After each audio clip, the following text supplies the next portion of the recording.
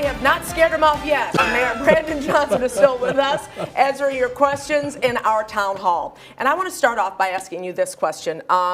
You talked a little bit a few seconds ago about working with people and working with other individuals to make things happen. But public officials to city council members to the governor all have openly criticized your inability to foster relationships. You've called yourself the collaborator in chief, and that hasn't taken hold amongst your colleagues.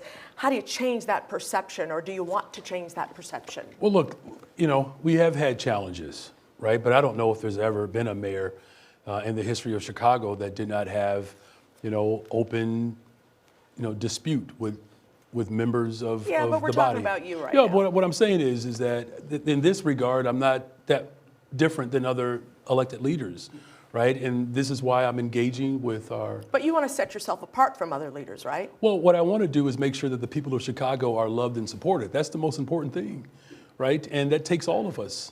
I actually believe that for governor-mayor relationships, I've seen a bunch of them. Me and the governor do not have the type of animus that other mayors and governors have experienced. It's how we were able to build the One System initiative. It's how we were able to come together collectively to make sure that the DNC went off well. Now, of course, we've had our disagreements, but that's not, unique to politics. And quite frankly, we have seen rubber stamp mayors where everything seemed to be going okay, but if you look at the conditions in which I inherited, clearly that form of governance didn't work. Democracy requires us to have tough conversations.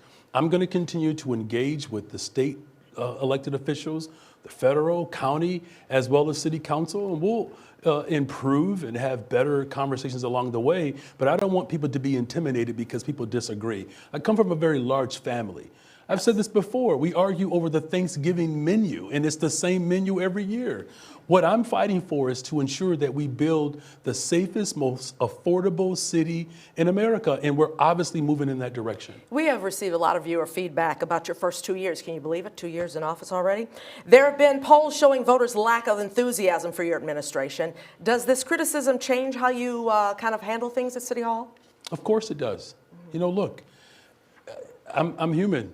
I'm going to make mistakes, and I'm going to learn from them.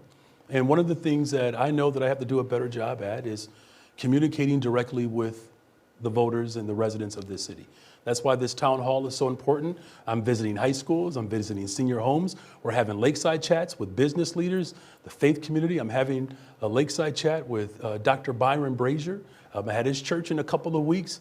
I will admit, and this was an error on my part, I underestimated the amount of work that would be required to continue to communicate with people. Like, I worked to stand up my administration, brought in all of the forces, but one of the things that I did not do as I was building my administration, continue to build the coalition that helped me get elected. I've learned from that. As hard as it was to get the work done, and as much work that it took to get the work done, it takes that amount of work to make sure that people know the what and the why. And that's what we're going to do better as we build the safest, most affordable city in America. Mayor, there's a long list of names of people who've already emerged as potential challengers to you. In 2027, there's a dark money group that's raised $10 million, sending out mailers targeting you and some of your progressive allies on city council. When do you need to make a decision about whether or not you'll seek re-election? Well, look, as far as this dark money, we're talking about individuals who have participated in redlining, the closing of our schools, the closing of shutting down of public housing, the dismantling of, the public good. These are the same forces, of course, that want to come back and take the power away from working people. Here's what I'm focusing on. You just heard people ask about how we're going to make sure that we keep the city of Chicago affordable. We have this dynamic program. It's called the Missing Middle, where we're creating owner-occupant homes where we can create generational wealth while also ensuring that we can create affordable units. And 6 developers, 3 of them are women. We have the most diverse administration in the history of Chicago. That's what the people of Chicago fought for.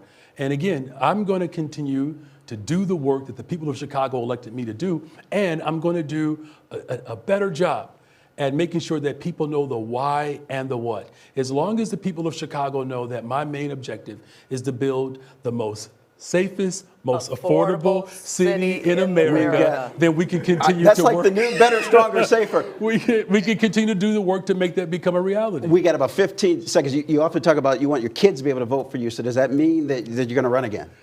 Well, what it means is that we're just getting started, you all, and the type of economy that has to work for everybody in this city, I'm committed to building that, and I'm grateful that we had a chance to spep directly to the voters. Give yourself a quick grade, first 2 years. Quick grade. Oh, wow. Quick grade. I will say that there's still more work to be done, and I have a positive outlook for how we build. Grade. Well, you know, A, B, C? Oh, I mean, it There could we be a are. number of letters, but I think the most important thing is the people of Chicago get to grade me on my work. I'm not going to grade my own papers.